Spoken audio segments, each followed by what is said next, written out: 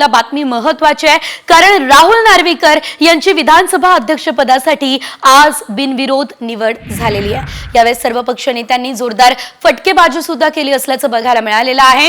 नाना पटोलेंनी वाट मोकळी केली म्हणून राहुल नार्वेकर अध्यक्ष झाले असा टोला यावेळेस देवेंद्र फडणवीस यांनी लगावलाय। राहुल नार्वेकर यांचं अभिनंदन करताना फडणवीसांनी नाना पटोलेंवर निशाणा साधलाय। मी पुन्हा येईन असं न म्हणताही राहुल नार्वेकर हे पुन्हा आले असं फडणवीसांनी म्हटलंय। यानंतर एकच सभागृहामध्ये हास्य कल्लोळ उठलाय।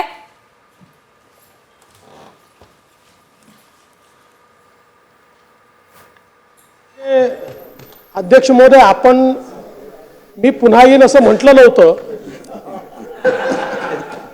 पण तरी देखील आपण परत आलात याचा मला अतिशय मनापासून आनंद आहे। आणि मला याही गोष्टीचा आनंद आहे की राज्यामध्ये एक मुख्यमंत्री, दोन उपमुख्यमंत्री होते, त्यातला एक वकील होता। आता तुम्ही झाल्यामुळे 50-50% मेजॉरिटी झालेली आहे।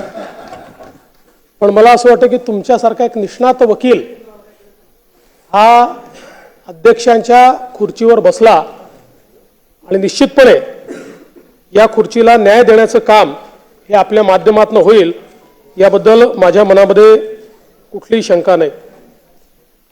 11 फेब्रुवारी 1977ला मुंबईमध्ये जन्माला आलेले श्री राहुल नार्वेकरजी हे कदाचित पहिलेच असे अध्यक्ष असतील की पहिल्याच टर्ममध्ये ते अध्यक्ष बनले आणि पुन्हा दुसऱ्यांदा ते लागोलाग अध्यक्ष बनले। आणि नानाभाऊ, तुमचेही विशेष आभार आहेत। तुमच्यापेक्षा ते तसे लहान आहेत, 13-14 वर्षांनी माझ्यापेक्षा लहान आहेत, पण तुम्ही वाट मोकळी केल्यामुळे मागच्या वेळेस ते अध्यक्ष बनू शकले।